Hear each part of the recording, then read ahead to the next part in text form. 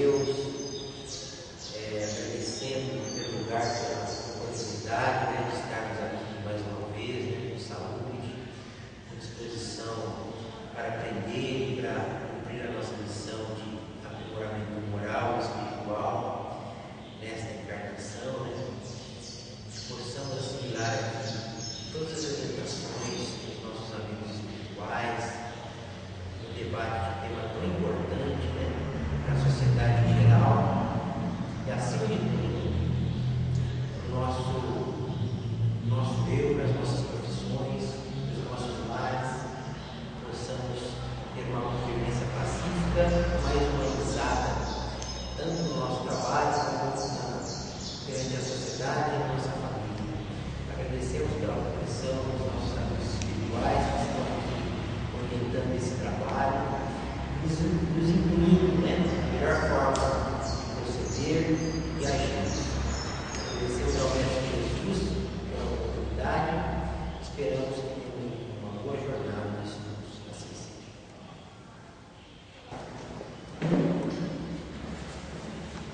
Bom, então, dando continuidade na obra Direito do Espiritismo, hoje nós vamos estudar o texto aqui do advogado Maria Odete Bertazzi, advogada da capital de São Paulo, foi secretária da AGE na última gestão, e ela fala da advocacia, do terceiro direito.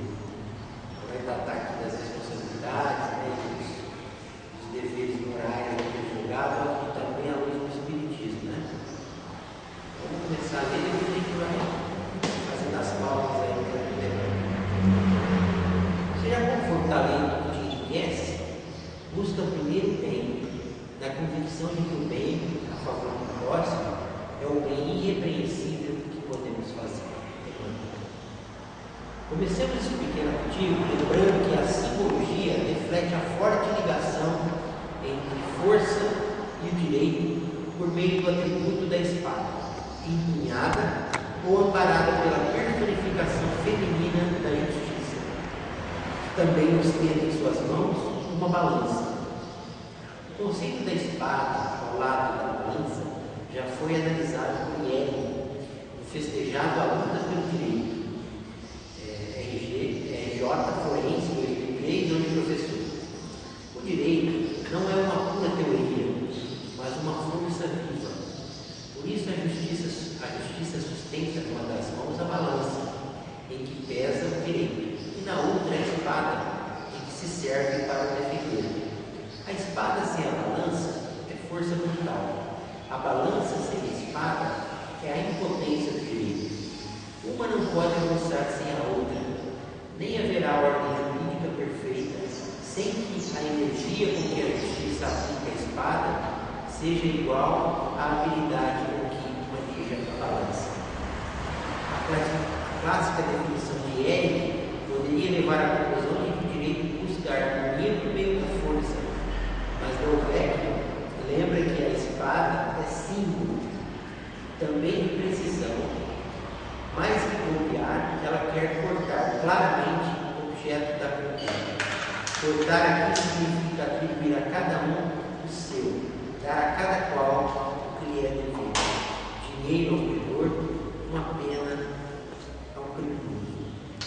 Aqui eu queria fazer uma primeira reflexão, inclusive porque aqui no Brasil a gente tem mania de fazer muitas leis, a luta agora com essa criminalidade crescente, eles estão querendo sempre aumentar as penas, para tudo quanto é tipo de crime. A lei é penalizar e aumentar penas, quando na verdade a espada, esse lado de fazer cumprir as leis, não só a balança do direito, você tem direito a isso, você tem direito a criminoso que fez tal tipo de crime, tem que receber tal pena. Mas o que não funciona no Brasil efetivamente é a espada, a que faz cumprir mesmo as penas. O cidadão, sempre a gente tem leis lindas, bonitas no papel, mas que efetivamente não são cumpridas. Daí que aumentar, por exemplo, pena, só não adianta. Se a gente não quiser cumprir, nem aquela de um ano para determinado tipo de delito. saber qual pena é mais grave, qual é menos grave, antes de cometer o crime. Ele não vai estudar isso. Mas ao contrário, se ele sofrer efetivamente uma reprimenda, seja de um mês, seja de 2 anos, ele fica preso, né? Com pena em ambiente adequado, que proporcione educação pelo que ele fez. Eu acho que é isso aqui que nós temos que brigar. Mas a luta da sociedade, né? Simplesmente falar que você está aplicando pena de 30 anos, de 40 anos, que a lei prevê isso ou aquilo, não é suficiente. Essa propaganda que se tem das pessoas, se não há aplicabilidade para a pena que tem hoje, se aumentar a pena, quer dizer que vai ter aplicabilidade porque a pena aumentou. Perfeitamente. Então não vai funcionar do mesmo jeito. Uma vez até pior. É só para inglês ver, né? Esse aumento de pena, né? Agora nós não estamos pena do garimpando. Cumpriu pena, ele andando, está todo mundo solto, não cumpriu um dia de pena, nada. Então, eu acho que falta mesmo isso, né? Essa efetividade da espada, né? Outras vezes também, do ponto de vista sem ser criminal, que a gente se depara muito no dia a dia, com aquela sentença execução executível, executável, né? Que o cidadão ganhou, mas não é. Ele vai executar uma ação, aí a empresa já faliu, já fechou, né? O funcionário trabalhou, entrou numa ação de justiça, mas não acha mais bens das empresas para fazer a penhora, né? Tem que rastrear bens, né? Então é difícil, nós temos que pensar em controlar esse lado da efetividade. Quem tem condição de arcar com o tributo, o Estado tinha que fiscalizar as atividades antes de acontecer, né? Os infortúnios, né? Para que resguardem efetivamente as pessoas. É esse lado da efetividade que nós não temos.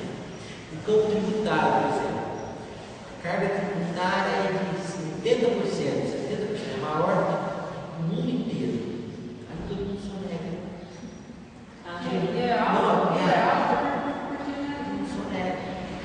Cobra só normal.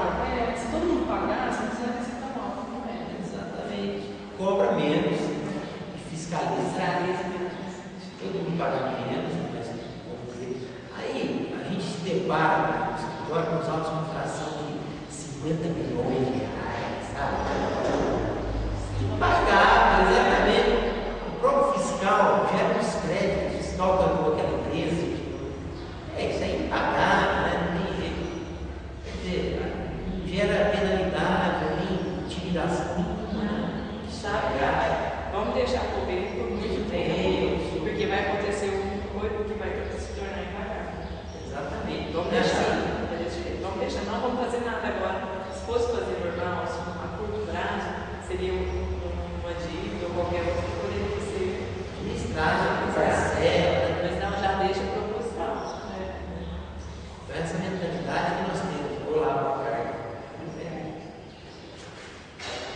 Aqui o seminário? Pode vir. Senta aqui com a gente, é mais próximo, por favor. Então é isso, esse lado, nós temos que ter em mente, né, esse lado da efetividade da justiça. Não simplesmente previsão de leis boas, né, leis modernas, nós estamos cansados de ver. Leis que não pegam, né? Então vamos prosseguir aqui. A senhora, como é que a senhora chama? Yara. Você apresenta, a senhora Toniada, nós estamos estudando direito e espiritismo aqui, sabe? Eu vim aprender. Então, nós estamos lendo um texto aqui. Você fez direito?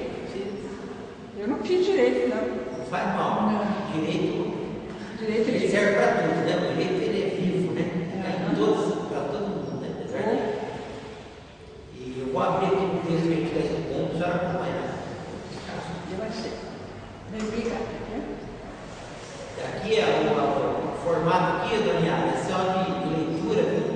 Nós vamos lendo, vamos parando, a senhora fique à vontade para quando quiser se manifestar, tá? Estudo, leitura.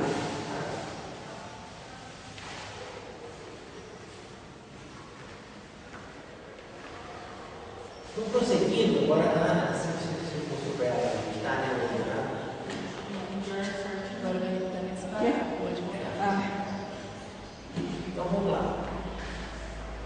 advogado, por ser integrante do procedimento judicial ou administrativo, que objetiva permitir o acesso à jurisdição, garantindo o direito de defesa e assegurar a aprovação de decisões justas sob o amparo do ordenamento jurídico, deve preservar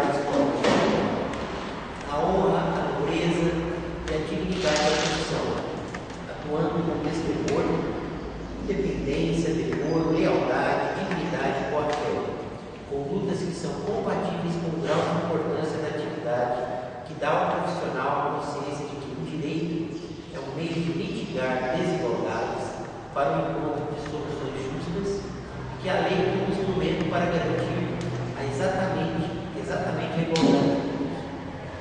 O Estatuto da Ordem dos Advogados do Brasil, artigo 44, inciso 1, e seu Código de Ética Profissional impõe ao advogado o dever de defender a ordem jurídica como alicerce do Estado Democrático de Direito. Em outras palavras, corresponde ao pressuposto de impedimento para o patrocínio de ação temerária ou consciente de sua ilicitude ou imoralidade. O ônus da afirmação e da prova do processo deve corresponder, em face do princípio constitucional e do dever de veracidade, a ato de respeito ao judiciário, instituído e mantido para a defesa da ordem legal e da paz social. Salutar nesse passo a advertência de Elias Fará, da Advocacia do Novo Milênio, no sentido de que a ciência jurídica teve no século XX notável progresso em que se sobrelevou no capítulo da prova a preocupação de substituir a verdade física pela verdade real. É imperioso que todos os advogados contribuam para que neste novo milênio a ciência contribua, por sua vez, para um mundo mais justo, aperfeiçoando a igualdade de todos perante a lei. Nesse tópico aqui, é interessante a gente fazer uma reflexão de que, da verdade real, né? O advogado realmente é aquele primeiro juiz da causa, né? Ele que recebe a parte do escritório, aquela pessoa que vai lá se queixar, que tem algum problema, né? E a gente sempre ouviu dizer aquelas letras, né? Tal advogado não perde nenhuma causa, né? Aquele advogado ninguém consegue vencê-lo, né? Ainda que eu esteja errado, né? Parece que tinha advogados que fazem milagres, né?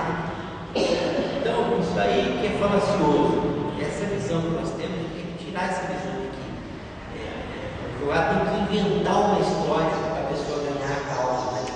Como se chegasse uma pessoa lá com problema, não, vamos inventar uma maneira da gente forjar uma história para a gente modificar. Exatamente. A história é sua, né? O advogado é simplesmente um porta-voz da parte. Não, deixa que eu conto. Você me conta a sua história e eu vou te falar qual que é a história que você vai contar. Exatamente. A gente pode até passar a real. Aí ele vem e passa. Não, você não vai falar. Você não é bem assim, você não pode falar tanto assim desse jeito, né? Exatamente. É aí que começam as distorções, né? Que lá você já nasce com a mentira, né? Vai levar essa mentira para o judiciário. Do outro lado da parte vai ser colocada a pessoa perder, então. Então, quem sabe de todo verdade, o que aconteceu realmente, né? Olha essa lealdade. Vai se sentir super prejudicado. É verdade. Quando a gente recebe do outro lado uma ação que a outra parte fez, aí aqueles absurdos, né? Que a pessoa fala, principalmente se for muito direito de família. Nossa senhora. Aí gera mais ódio, né? Uma porta aí para esse absurdo que ele falou isso, né? Essa pessoa fica com raiva também. Aí a conciliação vai ficando mais difícil, né? E as partes, ao invés de tentarem conciliar, boa fé. Porque volta no início da nossa discussão, porque não segue exatamente o que precisa seguir. Porque se a espada, se fosse para poder realmente seguir corretamente, todas as leis que já existem, talvez a gente chegasse a esse absurdo de ter que inventar. Envolve muito. É engraçado também, quem comete uma infração, qualquer que seja o erro, querer não pagar. Não, querer ser certo, né? Ele vai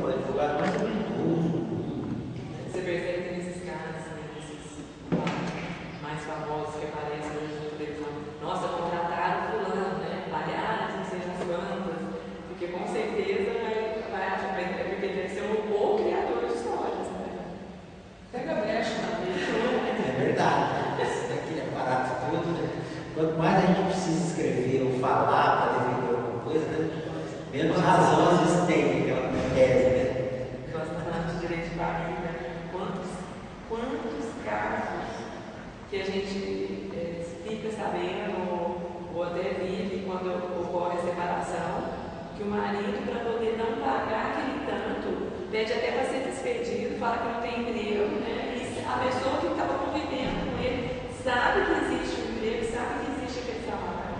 Porém, o advogado dele fala que não, que ele está desempregado, que ele vai poder só dar aquilo e fica.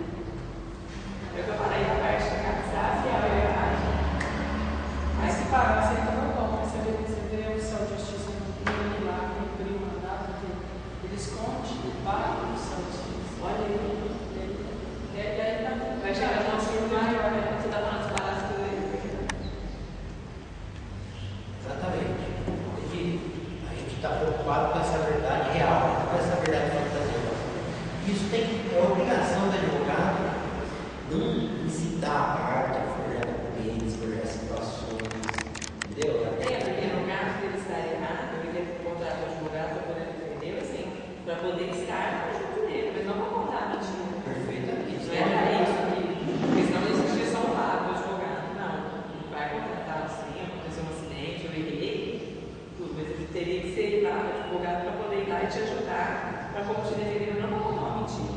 Perfeitamente. Se torna tão perigoso quanto alguém que está lá, né? Não é o caso.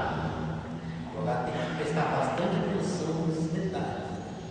Que não é pago para mentir, tem que ver as provas que a gente tem, analisar direitinho a situação. Se ele errou mesmo, tentar diminuir a pena, fazer isso, ser primário. Nesse sentido. Mas você acha que aquele parte, uma parte daquele advogado Não vai. É por isso que tem um grande preconceito, infelizmente, com alguns advogados criminalistas, né? De confundir o cliente com o advogado, né? Porque o cliente errou, é bandido, o advogado que defende aquele também está na mesma linha, né? Quer matar ele também. Exatamente. O preconceito que existe, infelizmente, pelos maus profissionais. Aqueles que descaradamente entram no cliente, não, vamos mentir mesmo, vamos fazer isso. Aí você está compactuando o crime, né? Você não está só sendo porta-voz dele, defendendo ele já profissionalmente. Qual que é a sua área? Minha área empresarial. Mas tem crime também na área empresarial, segregação fiscal, né? E conclui o autor. O dever de lealdade de comportamento jurídico do advogado no processo nada mais busca senão a justa exaltação da advocacia, da coragem intelectual, porém sem temeridade, e da habilidade profissional, porém sem malícia. O abuso de direito e o princípio da legalidade processual estão intimamente correlacionados. O advogado presta serviço considerado público ou pelentes e a sua presença no processo dispensa qualquer termo de compromisso, porque, pela dignidade do seu ministério, age um juízo infinitos gratos, jurados solenemente perante a sua corporação. O dever de lealdade, magnífica síntese do artigo 14 do CPC, além de jurídico, é princípio soberano de ordem moral. Razão bastante tem os que proclamam que o advogado, tanto quanto profundo conhecedor das leis, deve ser extremamente escrupuloso. O festejado rei de Azevedo Sodré, lembrado por Benedito Calheiros Bonfim, do livro Conceito sobre Advocacia, Magistratura, Justiça e Direito, destacava como os seguintes. O primeiro dever que a advocacia impõe aos que nela ingressam é, sem dúvida, de bem conhecê-la, ou seja, de primeiramente conhecer os deveres, as regras de conduta, as prerrogativas. 2. Há dois princípios em que se alicerça a advocacia: a confiança que deposita o cliente, sem a qual não pode ser exercida a profissão, e a independência. O Código de Ética Profissional, que é o nosso VADMEC, torna-se, mercê dessa independência, a nossa melhor garantia. 3. Defesa da pessoa humana é hoje a função suprema da advocacia. A honra, a vida, a liberdade, a propriedade, o direito, enfim, de nossos semelhantes, encontrar em nós, advogados, um meio hábil de resguardá-los. O advogado exerce função social, pois ele atende a uma exigência da sociedade. Basta que se considere o seguinte: Sem verdade não há advocacia. Sem intervenção do advogado não há justiça. Sem justiça não há ordenamento jurídico. E sem este não há condição de vida para a pessoa humana. Logo, a atuação do advogado é condição imprescindível para que funcione a justiça. Não resta, pois, a menor dúvida de que um advogado exerce função social. O advogado é condição imprescindível para que funcione a justiça. Repetimos a lição de Luiz Sodré para poder complementar o raciocínio, o conceito nas palavras do jurista, desembargador e presidente da Academia Paulista de Letras, José Renato Nalini. Justiça é o caráter e a qualidade daquilo que está em conformidade com o que é direito. Também se encontra a justiça definida como um princípio moral em nome do qual o direito deve ser respeitado. Em sentido amplo, justiça é a expressão de harmonia, proporção, congruência. Pode-se concluir, portanto, que a simbologia representada pela estátua com figura feminina náveis, criando espada, segurando a balança, conforme o termo deste prelativo, pressupõe que a justiça seja exatamente resultante da ordem jurídica adquirida da energia com que se aplica a espada e a habilidade com que maneja a balança, que por sua vez traduz harmonia, proporção e congruência na distribuição do custo. Eu só não entendi por que é uma figura feminina. A justiça é feminina, né? Porque feminina, porque o gênero feminino é mais inteligente, mais sábio, né? Espiritualmente Ismael, né? Eles falam que a lei é Ismael comanda, né? O nome masculino, né? Mas nada a ver.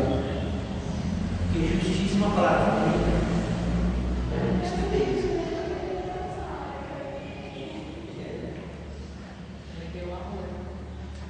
O homem manda. Não é mais. Senhora. Porque eu brigo muito com meu filho. Eu tenho 2 advogados na família. E um neto agora vai ser juiz. Que bom. Então está em briga entre eu e ele. Então eu só vou lá aprender para não brigar mais. Então tá bom. Mas engraçado. Bom, mulher é melhor mesmo do que você. Até porque vocês lembram aqui. Quem sou eu, né? Coro. Talvez tenha o direito falando masculino. É justiça. Direito. O mais importante é feminino. Justiça. Mas eu bem pesado, se você fala. A advocacia é uma carreira muito bonita, viu? Vou falar com vocês. É muito, mas tem que estudar. Muito. Se não estudar, vocês estão perdidos. Porque a justiça tem que ser feita mesmo, a justiça tem que ser leal, ela tem que ser perfeita e ao fundo até da vida do indivíduo para saber como agir. E tem gente que faz tudo superficialmente, acabou o fim de papo. Às vezes a gente vai lá naqueles advogados lá popular, na vida, é rapidinho, acabou. Eu acho que não deve ser assim. Essa pessoa procura tem que ser ouvida com atenção e o tempo que pode ser ouvido. Eu acho, tem hora que eu brigo com meu filho por causa disso. Eu falei, não é assim não. Há pouco tempo eu ia conversar com o delegado. Eu fui conversar com o delegado por um motivo muito grave. Eu falei, não, vou procurar um advogado primeiro. Eu falei, não, eu já tenho 2 em casa, não adianta com família, não adianta que sai bem. Então eu vou com o advogado. Cheguei lá com o delegado, mas eu saí descrente. Eu falei, minha senhora, eu não posso fazer nada. Eu olhei para ele assim e falei, não acredito que ele tenha estudado a advocacia. Eu falei, não, então muito obrigada. Então eu vou agir da minha maneira. O indivíduo parte a agir da maneira dele, onde surgem os casos absurdos por aí. Então, gente, é muito bonita a advocacia. Meu filho passou por uma época, ele prestou concurso para a Justiça de Trabalho. E nessa Justiça de Trabalho teve um concurso interno e ele foi concursado. Eu vi ele triste, quieto, mãe, estou de férias. Eu falei, como férias? Eu falei, mãe, você está trabalhando? Aí ele contou. O exame que fizeram lá, ele foi analisado e dispensaram. Eu falei assim, que advogado que você é? Você não vai lutar por seu direito? Você tem todo o direito, concursado, direito adquirido, vai lutar pelo que é teu. Conseguiu vencer, aí ele resolveu, levantou, você tem que dar um choque às vezes no advogado. Às vezes o próprio cliente tem que chegar e falar, não, o negócio é assim. Às vezes dá um clique de espera. O problema é que tem que ser analisado tudo é tempo. Então eu não sabia. Então eu vou só ouvir para me obrigar muito com meus filhos. Imagina, a manifestação da senhora foi perfeita. É isso mesmo, é por isso que a gente está estudando aqui, o que a gente quer é essa maior sensibilidade mesmo. Todos os profissionais do direito, não só advogados, mas tem lá o funcionário do fórum, o juiz, o promotor de justiça, para que não analise as causas friamente, como sendo mais um papel, mais um processo, punhado de documentos, que atenda bem as pessoas, tem mais humanidade, né? Vá a fundo mesmo do problema. Ele chegou lá em casa, contando um caso que aconteceu lá no fórum, lá junto. Eu olhei e falei, mas cadê aquele advogado que está lá, que não daria de advogado lá? Que nenhum agiu. Ah, meu diretor, que diretor o quê? Tem contra até o da OAB, tem que ir contra também, mas porque ele está lá em cima, vocês vão ficar se agachando por causa dele? Não, tem que levar as placas, as leis, pegar o livro, tem livro até livro antigo, pega aqueles antigos para a galera lá, vai estudar, vai discutir. Não é assim? Eu acho que eu estava uma boa advogada, eu acho que eu ia brigar com ele. E o atendimento do cliente, né? Médico também acontece muito, né? Não. Hoje os médicos têm que atender 70 pessoas no mínimo, os convênios pagam um pouquinho, aí aquele atendimento de toque de caixa, né? Frio, mal conversa contigo para saber direito do teu problema. Então é essa correria, esse turbilhão aí, né, que acontece nas profissões por conta do dinheiro, né? Necessidade pecuniária, mas são profissões fundamentais, né? Isso não pode ser o principal objetivo, o principal foco. Eu não sei se vocês estudaram espiritismo. Meu filho conseguiu, ele foi assinado foi até Brasília, o processo dele foi para Brasília. Chegou e falou, não, é direito adquirido, luta por isso. Ele colocou o espiritismo no processo dele. Venceu. Eles vieram saber, queriam saber quem fez o processo dele. Veio a assinatura de vários lá, juízes do Brasil, veio, conseguiu. Conseguiu, falei, a função do advogado é lutar pelos interesses. Nós queremos colocar o mesmo em todos os nossos processos. Não, só precisa ver que beleza. É mais natural que tudo, né? Só precisa ver que beleza o processo. Continua para aí, então. Minha avó já está muito cansadinha, chata. O advogado regra a ordem jurídica, exercendo o papel de extrema importância na busca do equilíbrio, do justo e do concluente. Seu comportamento como representante legal da parte direciona o processo e reflete diretamente no resultado que se visa alcançar como de direito. A necessidade de agir com boa-fé, probidade e ética profissionais nem mais se discute, dada a relevância da moral ativa do profissional do direito. O espírito de urbanidade e cortesia regente nos debates judiciais merece ser observado e, naturalmente, sua prática não compromete a austeridade das posições, nem a eloquência ou a convicção dos argumentos. Ao advogado não se faculta cometer deslizes sobre valores sociais e morais. Contudo, mesmo entendendo a simbologia da estátua da justiça, mesmo cientes da importância do ministério advocatício para a defesa de todos os seres vivos e do próprio planeta, do Estado democrático do direito, da cidadania, sem descuidar do cumprimento ético do sagrado ofício, ainda assim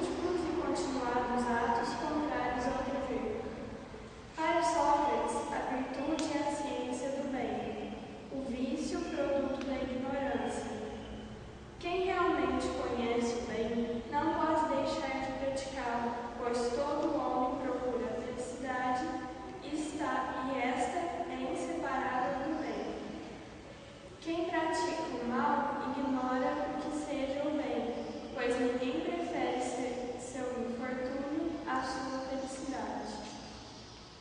E complementa seu raciocínio invocando a justiça como virtude do ser humano. O conhecimento do bem e do mal é uma condição essencial da moralidade e, por consequência, da virtude. Não há virtude se não houver a consciência do agente quanto ao valor moral de seus atos.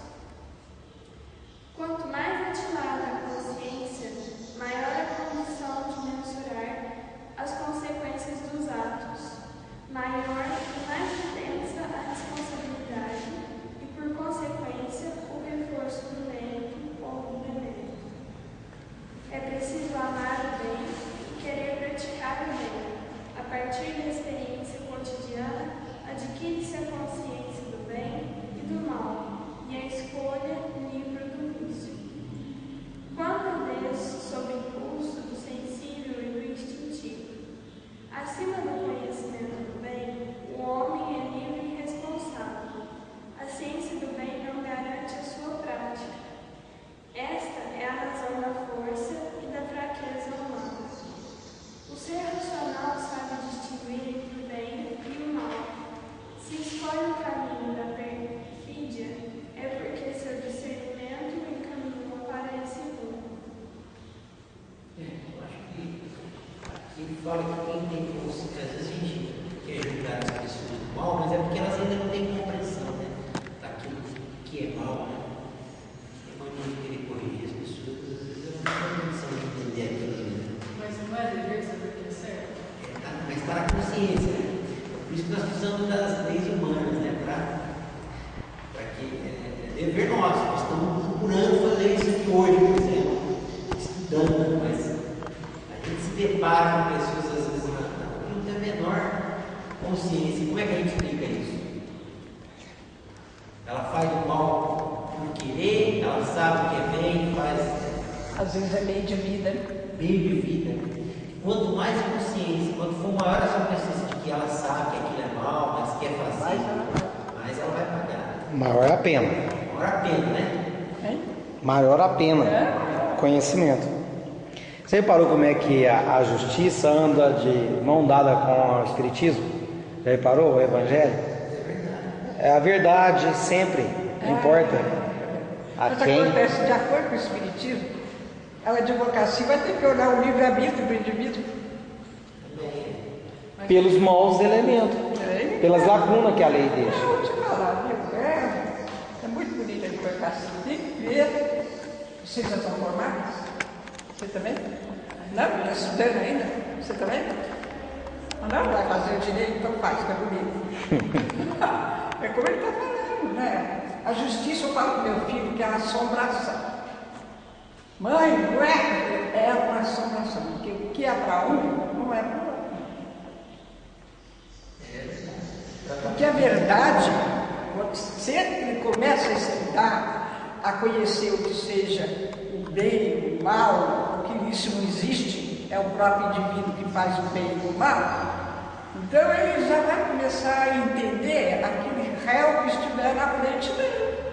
Porque ele vai ter que estudar até a vida do indivíduo que ele está ali.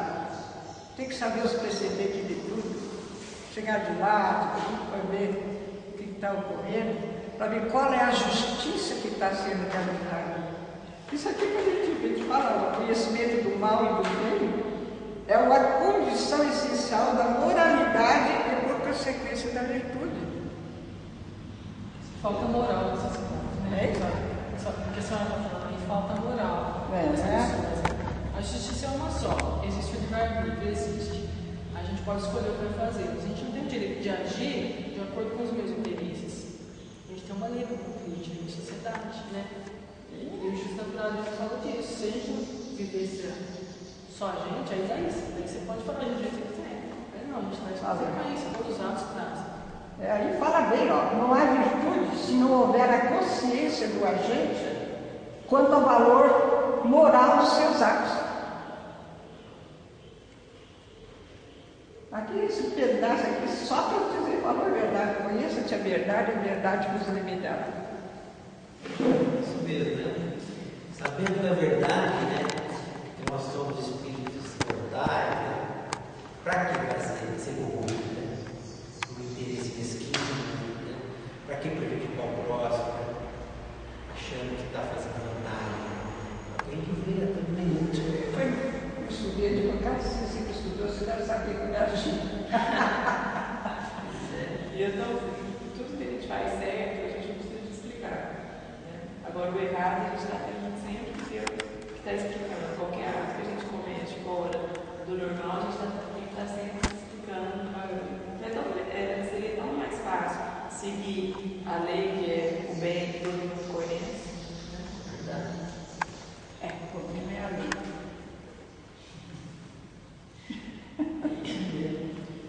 Então vamos continuar, vamos terminar esse texto, a gente vai continuar na legislação do outro texto, mais interessante ainda. Continua vendo, por favor. Está lá no segundo parágrafo. Como bem recorda? Isso.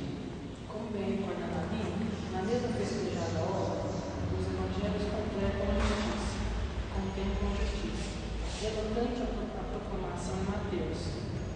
Bem-aventurados os que têm fome e sede de justiça, porque serão saciados. Assim como sem alimento corporal não há sobrevivência, a falta da justiça impede a vida do espírito.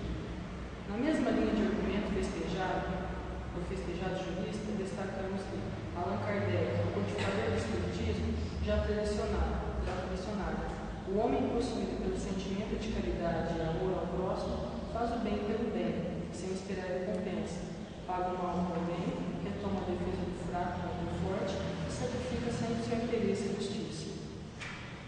Fato é que, entre a lealdade e a justiça, conforme severamos os estudiosos da filosofia do direito, não há constantes e necessárias coincidências ou concomitâncias, e é exatamente por isso que neste exato conflito de conceituações do que é legal e do que é justo, de como se aplicar verdadeiramente a justiça, mantendo equânime o resultado da balança e da espada, que é necessária a presença do advogado. A atuação do advogado na busca da justiça exige a virtude de bravura ética, de coragem moral. Todo bem que vive um povo civilizado, dizia Bruno Barbosa, se resume neste elemento da confiança que se chama justiça. A lei apenas é o direito, mas sem esse direito se cristaliza e se ilumina a trajetória da justiça. Difícil, contudo, chegar à justiça plena, ao reconhecimento da legitimidade dos direitos, sem passar necessariamente pelo mísero advocatício. Daí a importância que sua inafastável necessidade da participação na obtenção daquilo que se convencionou chamar justiça. É com esse grau de consciência que se deve portar, ou seja, compondo o tripé judiciário. O advogado deve voltar suas ações e comportamento, almejando que, de fato de direito, a justiça seja efetivamente alcançada. Formada em cultura humanista e formadora dos conceitos garantidores dos direitos básicos da dignidade humana, o advogado tem a função primeira de preservação do homem ou do cidadão como prioridade das preocupações sociopolítico-econômicas, e sendo assim, é indispensável que agregue os elementos técnicos do exercício profissional o propósito de ser justo. A lei e a justiça devem, portanto, conciliar-se com a consciência do advogado, integrando seus objetivos e expectativas profissionais mais verdadeiros, a fim de que garanta a prática do bem, refletirá a justiça enquanto virtude do ser humano. Então esse é o grande dilema, né, na atuação do advogado. Essa visão que ele deve ter de justiça, né? Ele está fazendo efetivamente justiça e não está só beneficiando alguém, né? Coisa mais triste é quando você ajuda alguém e você acha que mesmo essa ajuda é injusta, né? Aquela pessoa está lá, não precisava daquilo, né? Não precisava menos, né? E você contribuiu para que fosse feita uma injustiça. Aí você não vai também tranquilo nunca, né? Se o seu cliente tem direito só a isso, beleza, só isso. Mas tem gente que pede mais, né? E prejudica a outra parte. E se Se o advogado deixar, primeira picuinha as partes vão falando isso. Ah, mas pede isso também só para alinhar.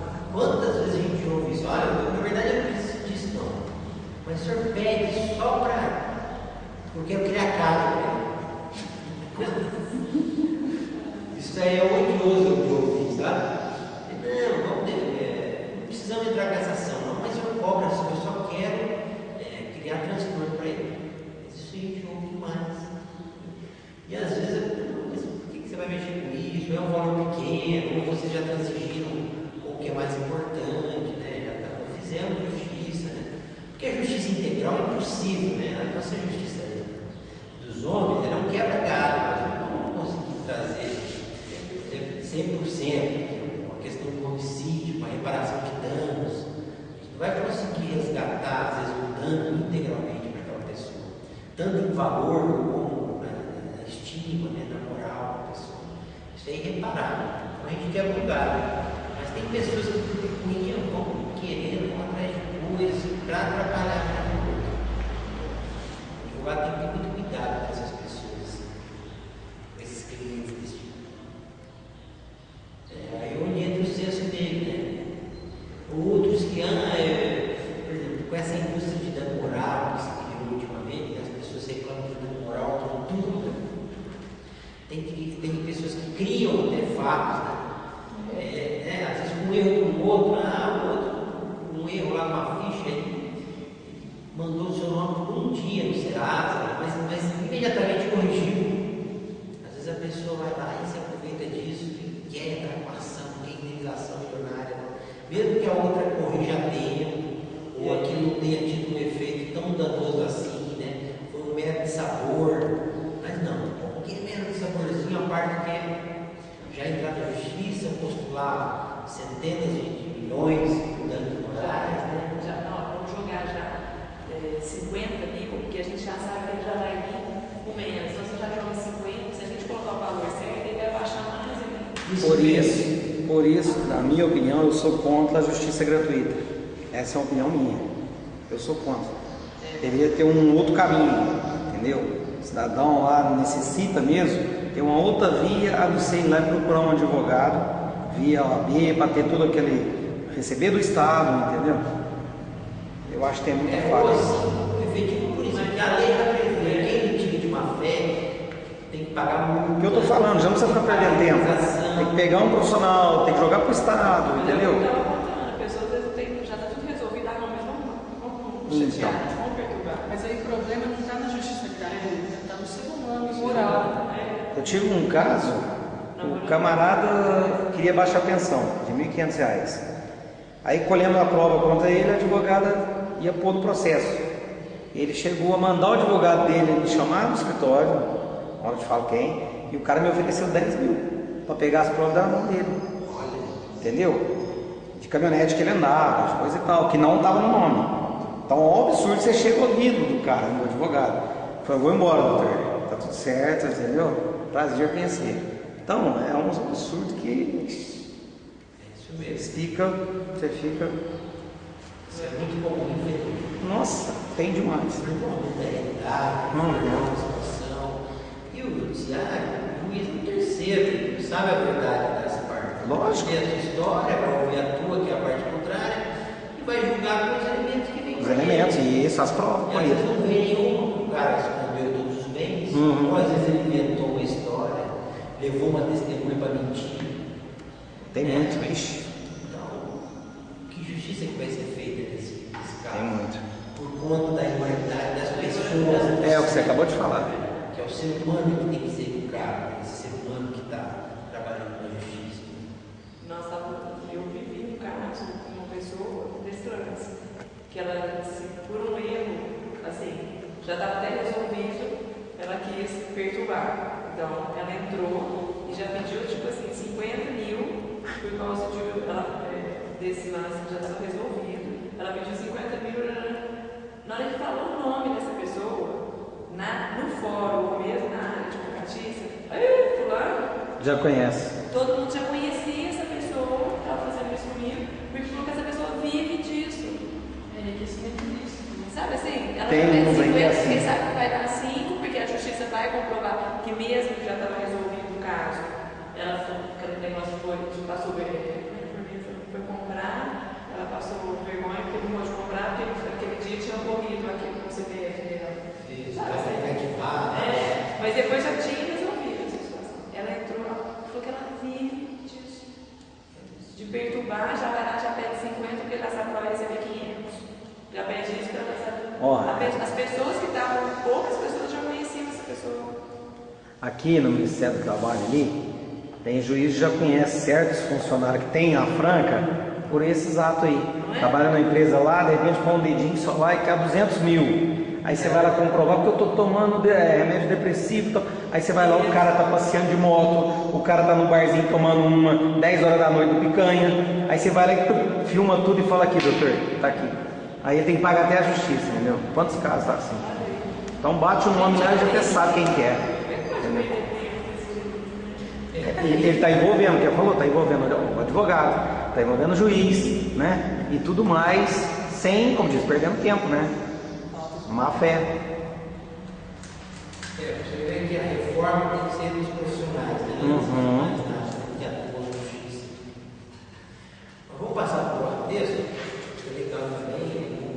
Acho que a gente consegue ver, se não der, a gente para a metade, depois. O próximo texto é do Promotor de Justiça da Capital, é o vice-presidente da AGE, que é o Eduardo Feira Valério. Ele vai tratar da legislação humana e o progresso da humanidade. Como é que chama aquele que a mesinha caiu lá aquele dia? É ele ou não? O dia do encontro lá, forçou um pouquinho lá, desceu a mesa, lembra? Lá em Ribeirão? Como é que chama aquele promotor? Ele é um promotor da capital também, mas não é esse. Eu achei que era ele. Legal aí. Aquele lá é muito bom, né? Muito bom. Esse é o outro. Que vai ler Como? Você não quer ler, né? Não. Advogado no banheiro. Então é. Advogado falar. Ó, muito bom. Necessidade da lei humana. Espíritos imortais encarnados constituem uma humanidade terrena. Convivem em complexas estruturas sociais e estabelecem relações de natureza econômica, política, familiar, religiosa, etc. Construíram no curso da história uma teia de compromissos de afetos que se revelam em vivências de ódio ou de amor, de guerras ou de paz, de prosperidade ou de miséria. Somos, na verdade, espíritos ainda teimosos no mal. De acordo com a classificação dos mundos de Allan Kardec, a Terra situa-se no segundo degrau de uma escala de 5, caracterizando-se como um planeta de expiações e provas, em que o mal ainda predomina sobre o bem. O que situa o planeta nesta classificação não são seus aspectos físicos ou geológicos, mas unicamente a condição moral de seus habitantes. Volta à moralidade, porque a gente começou falando pela interna. Pode-se, pois, concluir que os bilhões de espíritos jungidos à Terra, ora na condição de encarnados, cerca de 6 bilhões, ora na condição de desencarnados, 24 bilhões, ao que consta das informações espirituais, são em maioria seres ainda voltados principalmente ao mal, isto é, homens e mulheres que pensam, sentem e agem em desacordo com a lei divina ou lei natural.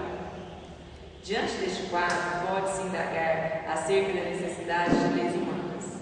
Allan Kardec formulou tal indagação ao Espírito de Verdade, questionando-o se a sociedade poderia ser regida somente pelas leis naturais, sem o recurso das leis humanas.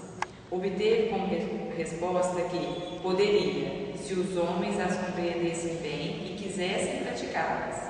Então seriam suficientes, mas a sociedade tem as suas exigências e precisa de leis particulares. Evidentemente, pessoas com as mencionadas características morais ainda não conseguem entender em sua plenitude as leis naturais. E ainda que já as compreendam parcialmente, não querem praticá-las, já que lhes predomina na alma o interesse egoísta e materialista. Daí, pois, a inquestionável necessidade da lei humana.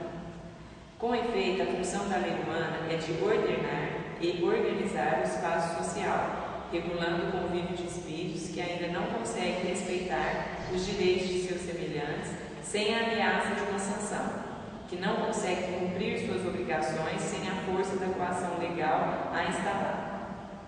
Em outras palavras, a lei há de pretender levar o homem a ser justo com seus semelhantes em suas relações sociais. Ensina Bob, Bob, Norberto Bob, é o filósofo italiano, falecido acho que há 3 anos. Que a função social da lei é a de comprimir, não a de liberar, a de restringir, não a de ampliar os espaços de liberdade, a de corrigir a árvore torta, não a de deixá-la crescer selvagemente. Objetiva a lei, portanto, a realização da justiça entre os homens, lembrando que a justiça consiste no respeito aos direitos de cada um. E sempre foi assim. Já nos primórdios do direito, na antiga Roma, assentaram-se quais eram os deveres básicos do homem, hábeis em garantir a realização da justiça, segundo o jurisconsulto Ulpiano. Viver honestamente, não lesar ninguém, dar a cada um aquilo que é seu. Eis aí, nestes postulados de conduta, o primado da justiça e o progresso da legislação humana, desde que então, é uma busca de realização deste ideal de justiça, ainda que tenha sido e continue a ser uma luta renhida contra os interesses particulares de poucos, contra a opressão imposta pelo Estado e, sobretudo, contra a própria tendência egoísta de espíritos ainda pouco afeitos ao bem. A lei humana serve para isso, né? Para pôr, né? Enfiar o ferrão naquele que não nada, né? Como seria bom se a gente não precisasse entrar com a ação de execução de alimentos? Se a pessoa naturalmente tivesse aquela. Olha, cuidar do espírito é uma obrigação natural, né? Básica, né? E a gente tem que cobrar 1 ano de pensão de atraso, ou mesmo. Muito, infelizmente, não é só a questão do dinheiro. Pais que abandonam totalmente os filhos. Se houve uma ação de um menino mesmo, de moço, né, que foi abandonado pelo pai, está pedindo indenização por esse período de falta de contato com o pai, que teve, que foi procurar, não é nem pensão para a medida. A mãe conseguiu tê-lo durante toda a sua adolescência, né?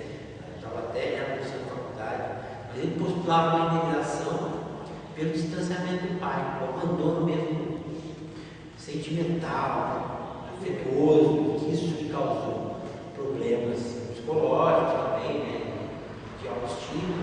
Ele estava cobrando a indenização do pai, não tinha nada, mas ele nunca precisou pedir 1 centavo, a mãe conseguiu dar, mas o abandonou. Foi um filho a vida. O pai já é divorciado, mas não chegou a ter uma relação com a mãe. Só registrou, mas abandonou o filho. Então essas questões naturais, né? Da lei de Deus, aqui na nossa consciência, o ser humano não consegue cumprir. Daí a necessidade dos seres humanos, para ter que restringir, como fala o filósofo aqui, comprimir, né? Para poder fazer cumprir. Será que uma lei, no início você falou da questão que nós temos aí, né? Muitas lacunas, a nossa lei sai muito expandida, né? Será que uma lei contra, no caso o homem, contra nós, né? Dessa punição aí, de, vamos, como se diz, ele está sabendo da realidade lá, que se ele for, de repente vai engravidar a pessoa. Ter uma lei mais assim, punitiva para ele, tipo, se não cumprir o papel de pai lá, a primeira sentença é 2 anos, sem direito à fiança. Retornar uma próxima é 4 anos. Será que, até, olha que me veio agora, será que até não cairia o lado da AIDS, não ajudaria para o lado da AIDS e muitas outras coisas aí no nosso dia a dia? Que pessoa discutindo no começo, é preciso estudar muito, porque a gente não pode ter pena muito grave que também não seja cumprida, né? Então, é isso que eu... Qualquer eficiência de cada punição, de cada retaliação ilícito, seja desse de ordem, esse abandono material é, por exemplo, crime. Então, é o caso que a moça falou aqui, ó.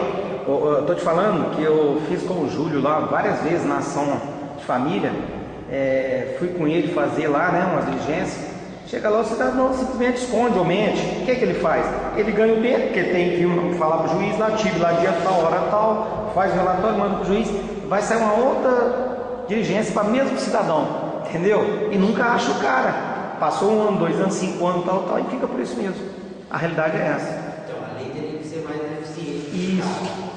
Há uma mudança. O oficial de justiça, ele, na primeira oportunidade que ele certificar que o cara está se ocultando, tem que certificar com recurso. Certifica isso. Tenho certeza que ele está se ocultando, quer receber. E o juiz, com mais rigor ainda, ou tem que decretar a revelia dele. É que no caso da citação de alimentos, tem que ser pessoal. Não tem jeito, por isso que eu estou te falando. Tem que achar o cidadão. Mas o juiz, com rapidez, eu acho que verificando isso, tem que mandar citar por edital. É o que você falou. Para que, realmente, senão você fica 6 meses tentando encontrar um pai que precisa pagar alimentos. Enquanto não acontecer a citação, não vai começar o prazo. Não vai, e a criança fica lá, né? Não abandona. Entendeu? Todas as despesas lá, com a responsabilidade só da mão. Eu acho que falta mesmo rigor nesse sentido. E como nós poderíamos fazer um seminário dentro do fórum, né? Depois lá no nossos ministros, lá os 12, 11, não sei, né? Tá precisando lá também, né? Gilmar e companhia, né? Você tocou num ponto fundamental. Não, mas é verdade, é muito sério. Muito sério. Casos e também, por exemplo, o oficial de justiça também, que é um operador da justiça, ele às vezes pega aquele mundo de mandado como a gente, como juiz, como funcionário de fora, se esquece que tem ser humano atrás daqueles. Lógico. Ele vai cobrar esse tema, como certificar rapidinho. Eu Né? Não achei, devolve. O juiz manda o advogado lá, não achou, e aí como é que vai fazer? Pede novamente. Vai. E vai pedindo. E vai indo. Se o oficial já no primeiro mandato faz um trabalho bem feito, vai 3 vezes na residência antes de devolver o mandato, Variar os horários. Avalia o horário, pede informação à vizinhança, faz uma certidão bem feita, detalhada, né? Olha, concluo que realmente o cidadão está se ocultando. Acabou. Na primeira, o juiz já toma uma providência. Perde tempo. É tudo por conta da vontade. Da nossa vontade, Vai fazer. Da moral de cada um. Da moral de cada um. Você falou a palavra chave, você A mocinha vem com a moral na ponta da língua. Isso nós estamos discutindo hoje. Então vamos continuar. O direito natural, vamos falar do direito natural. Lembrava-se, linhas acima, que o modelo da lei humana há de ser o direito natural, ou lei natural. Assim codifica o Espírito Verdade em resposta a Allan Kardec. As leis humanas são mais estáveis à medida que se aproximam da verdadeira justiça. Quer dizer, à medida que são feitas para todos e se identificam com a lei natural. Ora, o que é então a lei natural? É a própria lei de Deus. É o grande pensamento ordenador do universo. A tudo alcança e pode ser dividido em 2 grupos. Há leis físicas ou causais, são as leis que se referem ao físico e material, que estão sujeitas a um determinismo rigoroso. Dizem o que é. Neste grupo estão a química, a física, a geologia, a astronomia, dentre outras. Leis morais ou normativas são as que dizem respeito ao campo de atividade humana, movidas pela consciência e liberdade individuais. Dizem o que deve ser. Dentre estas estão as leis jurídicas, que são preceitos coercitivamente impostos pelos homens uns aos outros. Então, a lei natural ela subdivide-se em leis físicas e nas leis morais. Por sua vez, as leis morais têm as leis morais específicas e as leis jurídicas. Assim, as leis morais específicas tratam dos deveres do homem para consigo mesmo, para com seus semelhantes, para com Deus. As leis jurídicas, por sua vez, tratam apenas de alguns deveres do homem para com seu semelhante. Pode-se, pois, afirmar que toda lei jurídica é uma lei moral, mas nem toda lei moral será uma lei jurídica. As leis morais específicas aqui tratadas são as universais, ou seja, aquelas aplicáveis às relações do homem em qualquer situações de tempo e espaço, de modo geral e abstrato, diversamente do que se dá com a moral histórica ou moral social, cujos preceitos de natureza humana variam de povo para povo no curso da história. E há outra diferença fundamental: a lei natural é eterna, é imutável, no que tange às leis físicas e às morais específicas, isto é, as leis morais universais. Já as leis humanas são, por excelência, variáveis e passageiras. Vale compará-las com a finalidade de bem contra o bem. A gente faz a distinção das duas leis, né? A lei humana é variável e perecível. A lei natural, ou divina, é absoluta e eterna. A lei humana é falível e eventualmente injusta. A lei natural é infalível e totalmente justa. A lei humana é aplicável por instituições humanas. A lei natural é aplicável pelo Tribunal da Consciência.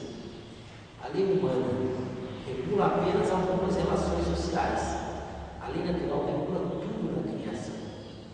A lei humana é aplicável parcialmente a alguns homens. A lei natural tem caráter universal. Esse aplicável parcialmente a alguns homens é interessante, né? A nossa lei ela serve só para alguns, né? Pior que é. Infelizmente é. Grande parte dos criminosos são de classes economicamente inferiores, né? Não temos ainda aplicação igual para toda a sociedade. Nós temos leis muito injustas no que se refere à política financeira, né? Os bancos podem tudo, né? Cobram o que quer, né? Então a população ainda não tem acesso a direitos básicos, né? A educação ainda está muito distante, né? Escola. Ela é tão parcial que é muito difícil você ver um rico na cadeia. Exatamente. Você tem que ver a classe mais favorável. É uma raridade, né? Você vê o processo do rico aí. Quer dizer, agora a lei natural não, né? É por isso que não adianta nada, né? O cidadão está descobrindo, está achando que está sob a proteção da lei humana, né? Mas a lei natural é ela que está regulando tudo, né? E ela que vai valer, ela é absoluta, eterna, ela é infalível, né? Ela vai surtir efeitos, quer queira ou não, né? Se beneficiar hoje de uma lei humana injusta, mas ele vai sofrer as consequências da lei natural.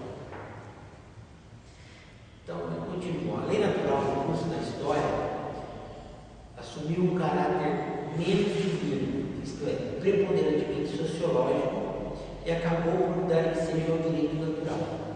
Este é o nome com que se designa, por tradição muito antiga, o critério absoluto do justo. Na ciência do direito, o direito natural opõe-se ao direito positivo.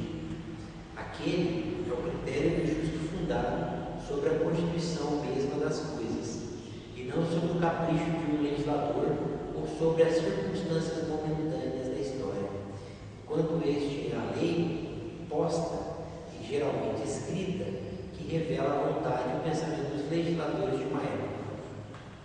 Na medida em que o pensamento teológico perdeu prestígio em favor do pensamento sociológico, na medida em que os estados centrais ocidentais tornaram-se democráticos e capitalistas, o direito natural foi substituído pelo direito positivo. E o que diz a lei humana passou a ser regra absoluta no direito dos países. Mas como se chega a isso? Então, o direito natural jamais, ele, por exemplo, iria admitir a escravidão. Escravos podem ser comercializados, ao passo que o direito positivo sancionou isso, né? Legitimou isso por muitos anos. Né? Então, essa é a ideia que a gente fala aqui, né? Que o direito positivo é vontade de legisladores em determinada circunstância, né? Um momento histórico. O direito positivo, infelizmente, de hoje está aí, beneficiando os capitalistas, né? Quem tem maior poder aquisitivo, infelizmente. A ideia de direito nos tempos modernos, você continua. Desde a antiguidade,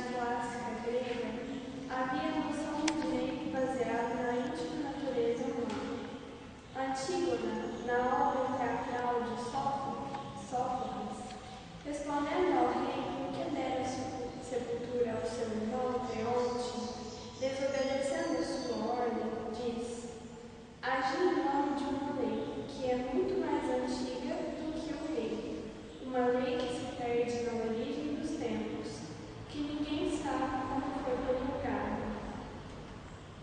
Também Aristóteles: leis comuns que são intuídas pelos homens e estão na natureza. E Cícero, tribuno de Roma: há um justo natural, imutável, necessário, do qual dá testemunho à própria consciência do homem. A ideia do direito natural, tal qual herdada na antiguidade, sustentou o pensamento político e religioso da Idade Média. Deus foi posto no centro das relações humanas e a dimensão divina passou a nortear todos os assuntos de natureza política, econômica e social durante aquele milênio. O Renascimento, em torno dos séculos XIV e XV, marca a lenta saída de Deus do cenário político-social do Ocidente e sua gradual substituição pelo homem. É um momento denominado humanismo, que coincide nos 300 anos seguintes com o fim dos regimes políticos absolutos, cuja essência do poder real fundava-se no próprio Deus. A Revolução Burguesa, que permitiu intensa movimentação de ideias por toda a Europa, Ásia e Norte da África. As grandes navegações, que permitiram impressionantes acumulações de riquezas minerais, pastoris e agrícolas extraídas das colônias do Novo Mundo. A formação das cidades, com o surgimento de uma nova classe social, detentora do dinheiro, mas não ainda do poder. E, finalmente, com o capitalismo, que passa a organizar a produção voltada à acumulação e ao trabalho escravizado. Essa nova ordem política e econômica, reforçada pelos movimentos fabris, denominados Revolução Industrial, e suas demandas trabalhistas, levou a uma nova dimensão do direito, em que Deus torna-se absolutamente ausente. Anota Grotius, no século XVII, que o conhecimento do direito natural depende só da razão, e não da revelação ou da interpretação dada pela Igreja. É a dissociação do direito da teologia ou a tentativa de buscar novas bases para o direito natural, que não é divino. Como demonstram os estudos da história moderna, o problema, na verdade, não era com Deus, mas com a Igreja Católica Romana. O caminhar deste processo levou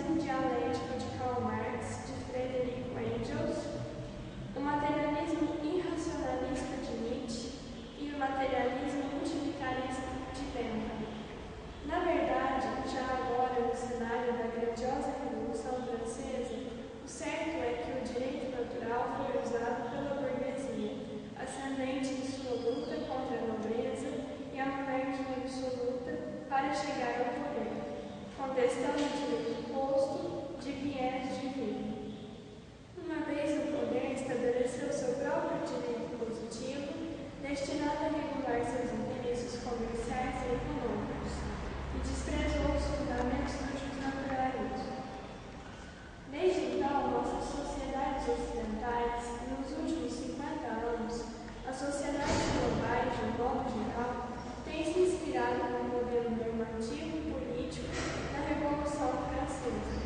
E, como consequência, direito privado é o que está escrito no texto de lei, isto é, numa norma formal, elaborada a partir de regras também estabelecidas formalmente numa lei. Despreza-se com isso o direito natural, que tem qualidade por si mesmo e é anterior e superior ao direito positivo.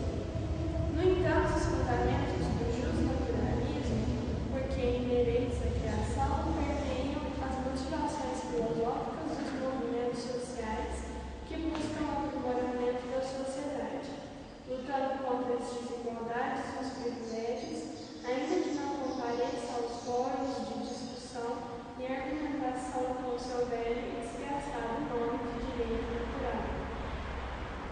E como se dá esta luta pela supremacia dos direitos das maiorias excluídas dos processos políticos e econômicos?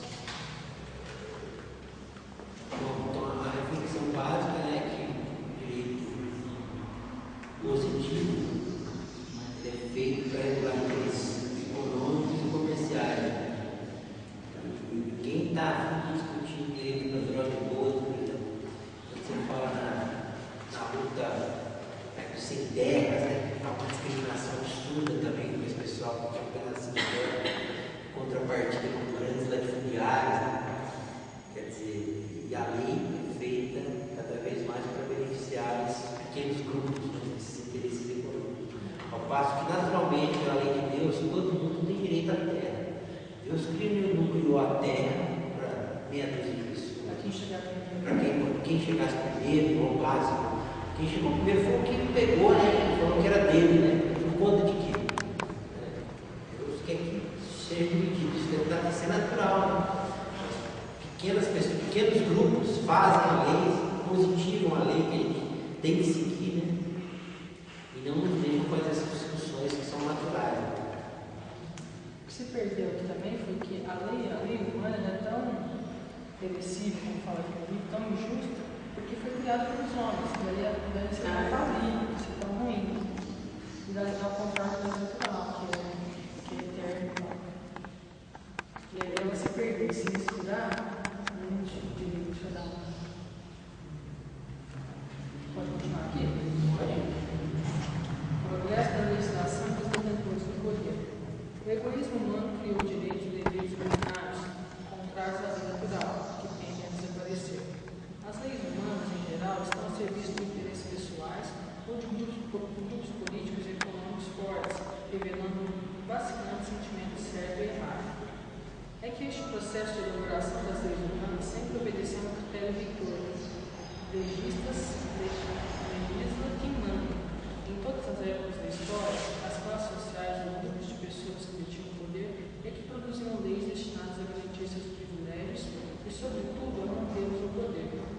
Allan Kardec, em Obras Póstumas, redigiu insuperável lição a respeito do tema, no capítulo que batizou como As Aristocracias. Lembra o mestre francês quem, em cada época da história da humanidade, detinha o poder. Nas sociedades primitivas, o chefe de família ou patriarca.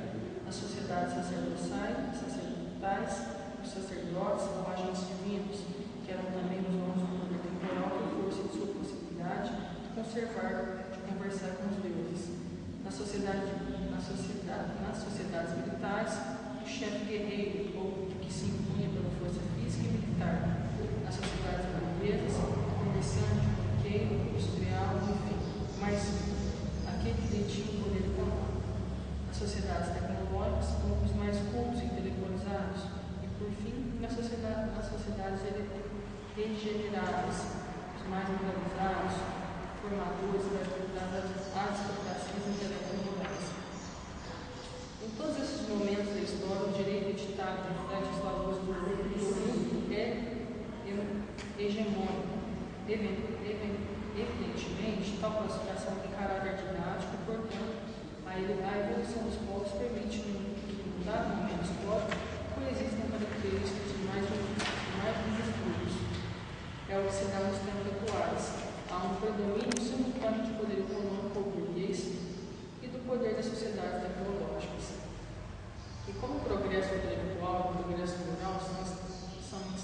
instâncias independentes da alma humana, é plenamente possível compreender que líderes inteligentes mantêm o poder a partir das leis aparentemente justas e democráticas, mas que garantem princípios fundamentais como de liberdade e igualdade apenas na mera perspectiva formal, sem qualquer compromisso de realização material de tais fundamentos.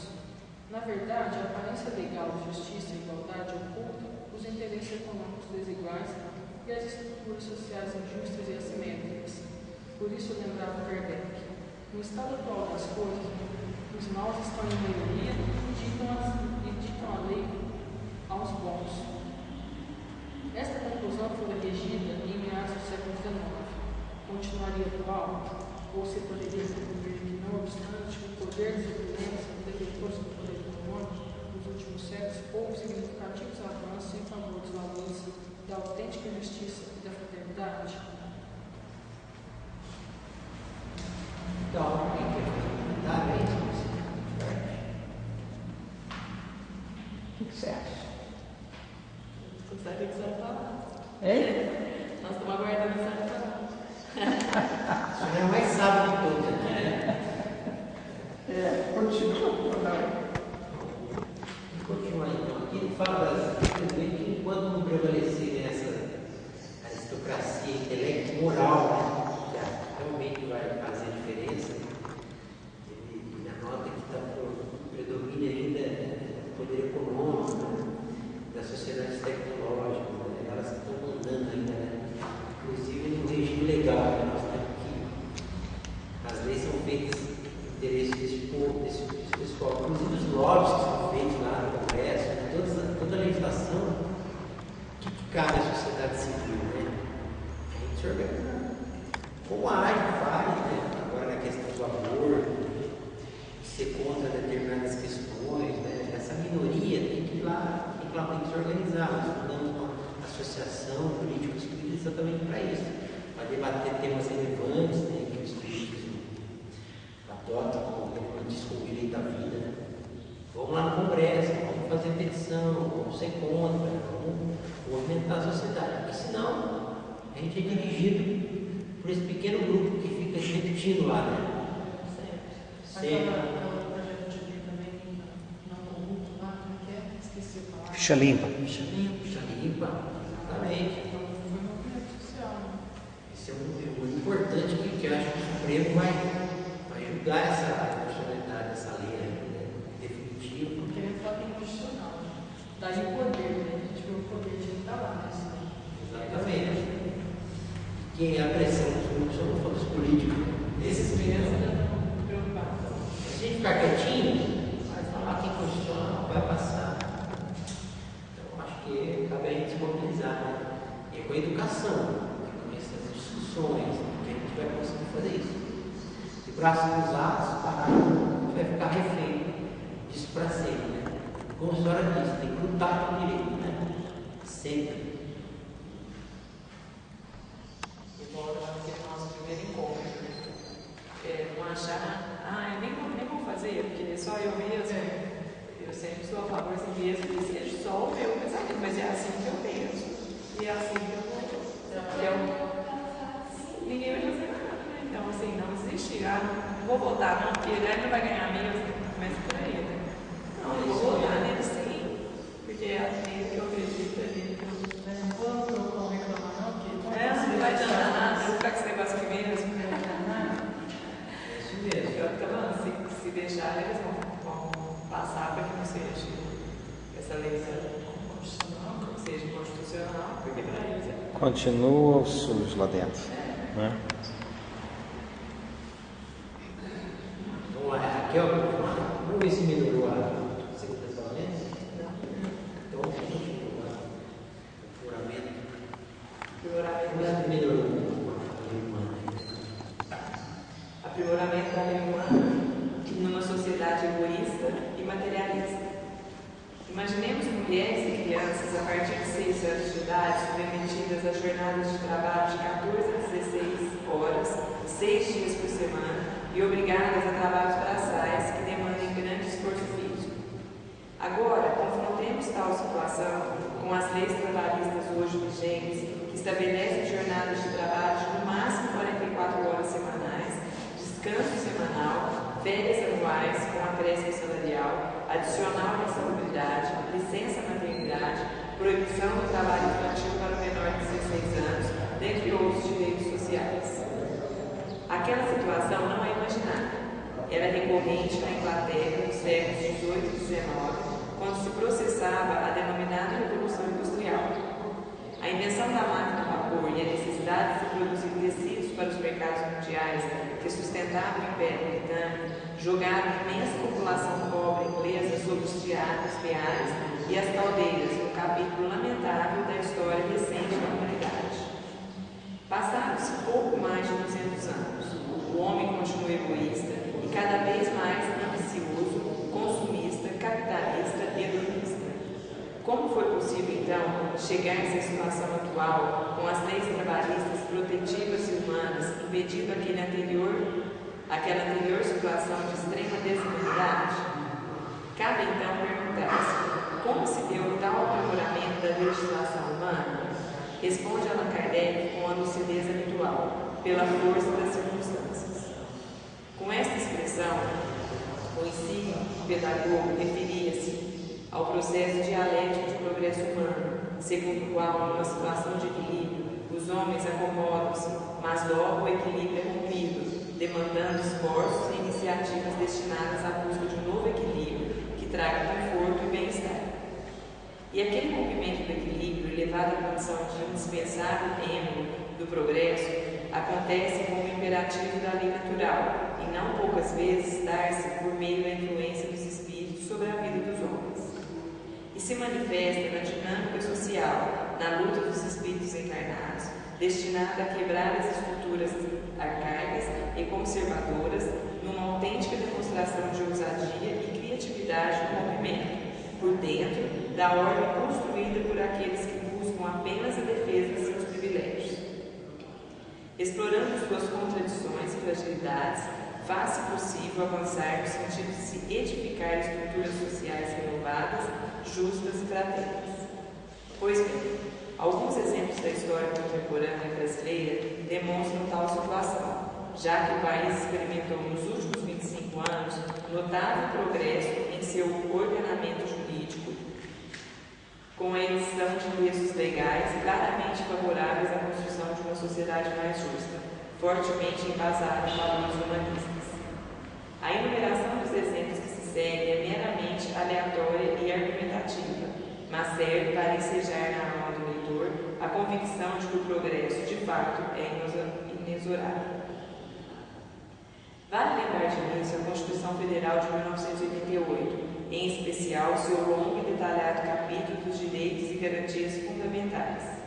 Os artigos 5º, com o extenso rol de direitos fundamentais, 6º e 7º, com a notável previsão de direitos sociais, contemplando relevantes direitos básicos do cidadão e do trabalhador, constitui-se em importante contribuição para a humanização das relações do homem com o Estado e do capital com o trabalho. Ainda no âmbito do texto constitucional, merece especial menção o parágrafo 3º do artigo 5º, que permite a adoção no direito interno brasileiro dos tratados internacionais que versarem sobre direitos humanos, dotando-os de forma normativa de emenda constitucional. Isto contribui para a eficácia das normas internacionais sobre direitos humanos, reforçando a garantia estatal dos direitos fundamentais do homem. Na legislação infraconstitucional, diversos textos legais não destacam os direitos e valores humanos. O Estatuto da Criança e do Adolescente, o Código de Defesa do Consumidor, a Lei de Doação de Órgãos, a Lei Antirracismo, o Código Ambiental, o Estatuto do Idoso, a Lei de Improbidade Administrativa, Lei de Proteção às Pessoas com Deficiência, o Estatuto da Cidade, dentre outras. Todas estas leis contêm dispositivos que contrariam a denominada lógica do mercado, impondo restrições ao capital em favor do homem, estabelecem direitos em favor de pessoas historicamente excluídas de direitos básicos e impõem obrigações aos titulares dos poderes econômicos e estatais. No campo instrumental, é preciso destacar que, antes mesmo da promulgação da Constituição Federal, o direito brasileiro já recebera a possibilidade de tutela coletiva daqueles direitos fundamentais que ainda viriam a ser previstos nas várias leis acima mencionadas. Em 1985, foi editada a Lei da Ação Civil Pública, com a previsão de instrumentos indispensáveis para a construção, pela via judicial, de uma sociedade democrática e justa, na medida em que estendia os efeitos da decisão judicial a milhares ou milhões de pessoas. Deixando as fronteiras brasileiras e visualizando o mundo, pode-se antever o progresso das estruturas sociais no fortalecimento após a Segunda Guerra Mundial dos mecanismos internacionais de solução de conflitos e de defesa dos direitos humanos, seja a coesão de inúmeros tratados, como por exemplo o Pacto de São José da Costa Rica, seja com a criação e instalação de organismos específicos, como a Corte Internacional de Justiça, a Corte Europeia de Direitos Humanos, a Corte Interamericana de Direitos Humanos e o Tribunal Penal Internacional. Enfim, o que se observa é que, não obstante o egoísmo humano e as estruturas sociais, políticas e econômicas que privilegiam o dinheiro e os valores materiais, as leis caminham serenamente no sentido de trazer para os ordenamentos jurídicos os valores fundamentais do direito natural. Graças a Deus, professor Guilherme, e ele citou bons exemplos, né? Mas cabe a gente pôr em prática, né? As leis são bonitas, né? Os consumidores devem se respeitar, foi uma luta para que ele fosse aplicado aos bancos, eles lutaram até o fim, né? Para que fosse declarado a constitucionalidade, como o caso da ficha limpa, né? E foi um julgamento demorado, o Supremo, graças a Deus, disse: ó, pode ter feito, se aplica ao banco. Serviço também, né? Prestação de serviço geral, né? Ele prestou dinheiro ou no crédito de atribuição e pô, a lei é clara, né? Lá no primeiro artigo fala que a prestação de serviço de crédito também se inclui no padrão, mas mesmo assim, os poderosos bancos foram lá declarar inconstitucionalidade para que a gente possa continuar abusando dos correntistas, não precisar prestar contas, né? É um absurdo que eles têm. E se a gente vai fazendo calado, eles vão lutando para eliminar esse pouco de direitos que a gente conseguiu até hoje. Então, vou ler a conclusão, eu acho que ele vai dizer umas ideias que a gente pensa sobre como transformar ainda mais a legislação. Conclusão: transformar a legislação humana em exata cópia da lei natural é um processo que se confunde com o próprio processo de aprimoramento moral da comunidade. Anota Neymar Luiz Oliveira que a ação humana, na sua integridade, pressupõe o direito e a moral, pois que não se pode conceber o homem global senão na sua plenitude psicossomática. Impõe-se, em consequência, o compromisso de cada um nas iniciativas de construção dos novos direitos, emergindo em três providências fundamentais: a. aguçado senso crítico e alto grau de exigência sobre as estruturas sociais, que implica em buscar informações acerca da realidade social em meios de comunicação honestos e simples. B. refletir e ponderar na adesão intelectual e psicológica aos movimentos sociais populares que lutam pela ampliação e implantação dos direitos fundamentais e dos direitos sociais, fazendo de modo a contribuir para que tais pretensões estejam pautadas nos valores humanistas de defesa da vida e de relações humanas sociais. C. atuação social e profissional comprometida com os imperativos éticos do cristianismo, revigorados e ensinados pela doutrina espírita, no sentido de validar aqueles novos direitos. Trata-se, sobretudo, de lutar pela efetiva implantação dos postulados e institutos trazidos pelas leis progressistas e inovadoras que o Brasil vem conhecendo nos últimos anos. Afinal, apenas a edição da lei é totalmente insuficiente para a finalidade pretendida. Só os ingênuos seguem acreditando que a lei, por si só, transforma a realidade social. Enfim, é possível compreender que a realização do reino na Terra pressupõe que as instituições humanas responsáveis pela aplicação do direito estejam comprometidas com os valores superiores do homem. E isso depende de cada indivíduo, seja um profissional do direito, seja um trabalhador, seja um cidadão titular dos direitos, no exercício cotidiano e diuturno de sentimentos, pensamentos e condutas pautadas nos valores da lei divina, nos parâmetros do bem. Acho que concluo que a mudança deve ser educação nossa mesmo, pessoal, né? Só a lei bonita, fica imposta também não adianta, né? A luta de todos nós no dia a dia, né? Do nosso trabalho. Vamos instruir, né? E é isso que nós estamos fazendo aqui hoje, tentando fazer essas reflexões para a gente levar a porta de pessoas que a gente possa atingir lá fora. E sempre diligentes, sempre vigilantes, temos que estar para poder cumprir essa nossa tarefa. Né? Vítima de valores, né? Também. Destruir os vícios. É isso mesmo.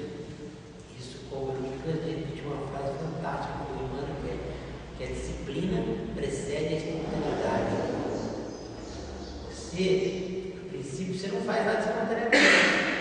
No momento que você vai vivendo disciplina, você acaba depois atingindo aquilo naturalmente, fazendo bem naturalmente. Não fica bom da noite pro dia. Se não for exercitando devagarinho, né? Treinando, disciplina militar. Depois vai ficar tudo natural, né? Nem chegar a ser espíritos bons naturalmente, vamos estar melhor, né? Vamos estar lá perto desses. Tem 24 milhões de desencarnados, né? Então uma fila para vir para cá, né? Para o vídeo. Né? Nós estamos no mundo inferior.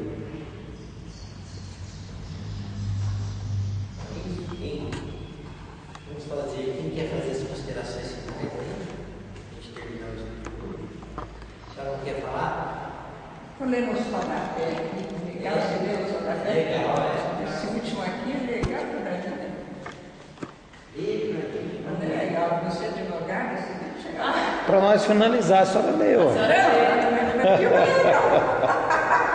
não sou advogada, legal. Mas a senhora está contribuindo para a causa, entendeu? A senhora está contribuindo, não é à toa que a senhora está aqui. Eu vim aqui atrapalhar. Nada. Legal esse Sodafé. E o Sodafé brasileiro? Lembra José Carlos esse? Pode ver.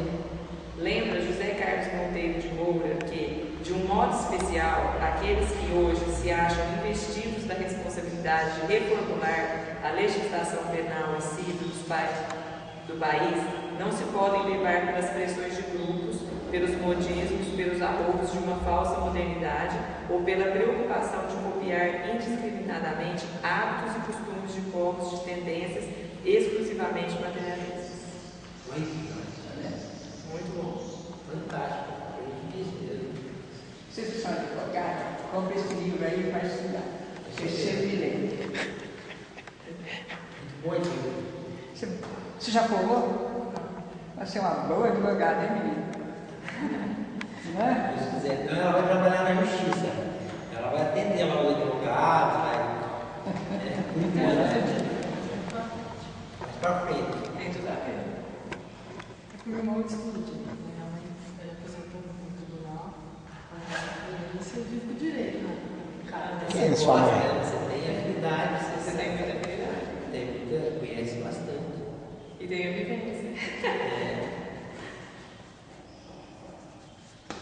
Bom, então ninguém mais tem nada a considerar, podemos encerrar o estudo de hoje.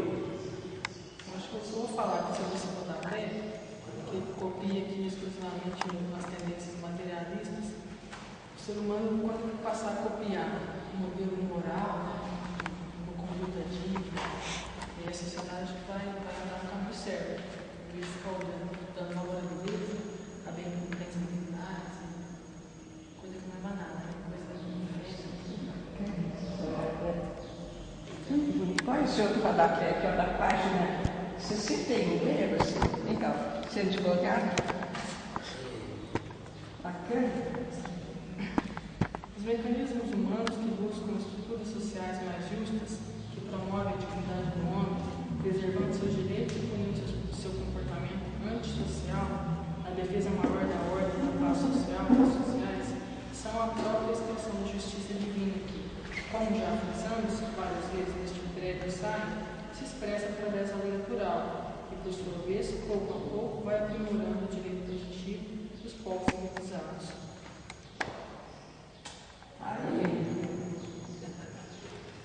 Legal, a gente vê no rodapé. A função de vocês é boa. É verdade.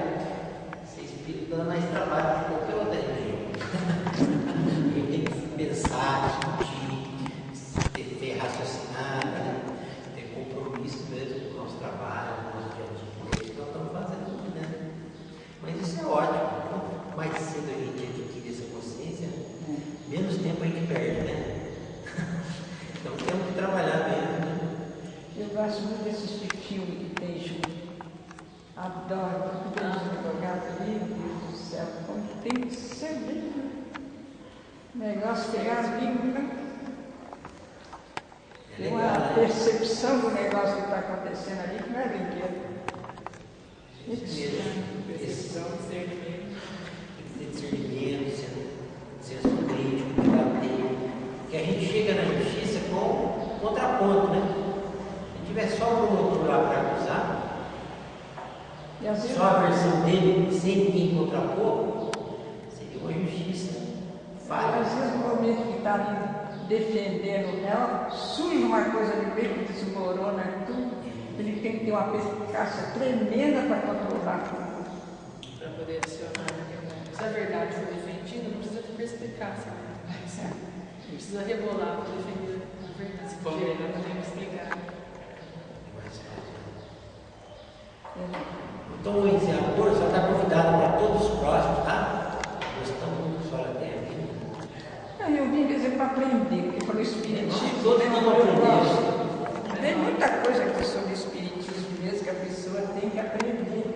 A gente estuda, a gente está sempre estudando, né? Está me fotografando, eu não gosto. Sabe o que apareceu na Rede Globo? Na internet. Só vai ser a semana inteira. Não, Semana que vem deve ter. joga fora. Facebook. O Tonho tá aí, amanhã já tá. Eu vou buscar os advogados aqui para me defender.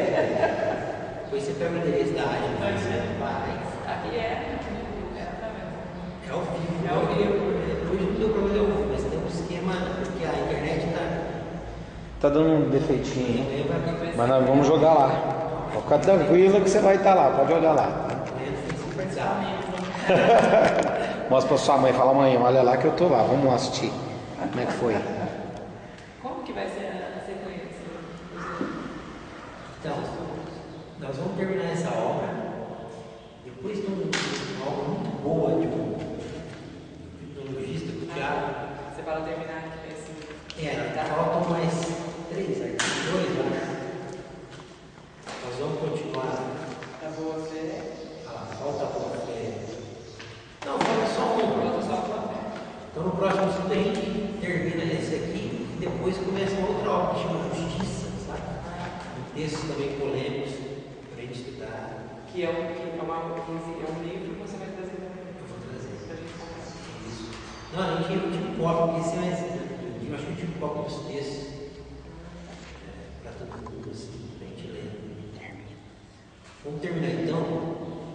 Eu vou fazer a prece. Você quer fazer a prece? Pode falar, porque assim vai ser no próximo, vai ser o primeiro sábado também, só pra gente poder se organizar. Tu vai ter a maioria, às vezes é sempre o primeiro sábado do mês. Né? Próximo sábado de fevereiro. 4 de fevereiro. 4 de fevereiro, vai ser o próximo sábado. Primeiro sábado vai ser sempre um sábado do mês. Sempre no sábado do mês. Ideal que a gente possa fazer. A gente vai ficar mais ou menos. Vai fazer a prece. Mas eu vou mandar e-mail para todo mundo. Vai fazer a prece. Então vamos agradecer uma vez mais pela oportunidade